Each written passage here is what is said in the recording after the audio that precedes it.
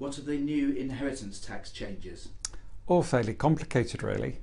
At the moment everyone has a tax threshold allowance before any inheritance tax is paid of £325,000.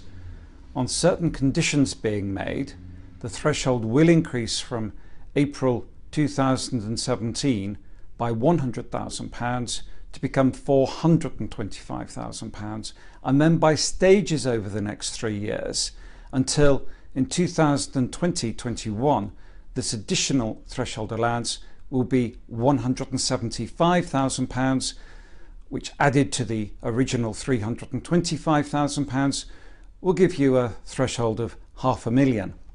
Furthermore, the threshold will be transferable between spouses and civil partners. This means that if a spouse or civil partner leaves everything they own to their widow, widower or surviving civil partner, then the threshold which can benefit their estate is doubled. So the total threshold allowance will potentially then stand at £1 million before any tax is paid. So what are the complications? Several really. First and foremost, the new additional threshold is conditional on there being a private residence. The value of the threshold allowance which can be claimed will from 2021 be the sum of £175,000, £350,000 for a couple, or the value of the private residence, whichever is the lesser amount. There is therefore a cap in operation here.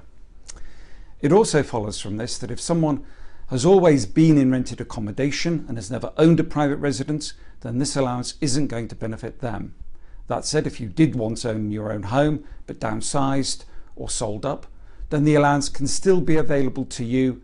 The provisions here though are nastily complex. The message must be that you keep records of any property sales you might make.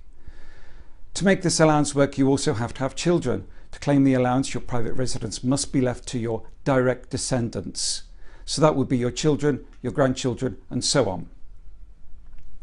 The new allowance is also lost for estates worth more than £2 million, or at least is reduced in the ratio of £1 for every £2 the estate exceeds £2 million, so that at £2.35 million or £2.7 million for a couple, it is lost altogether.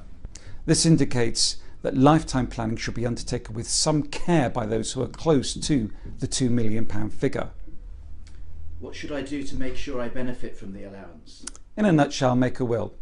Myself or one of my colleagues will be very glad to help you with this. Please see our free leaflets and guides on our website.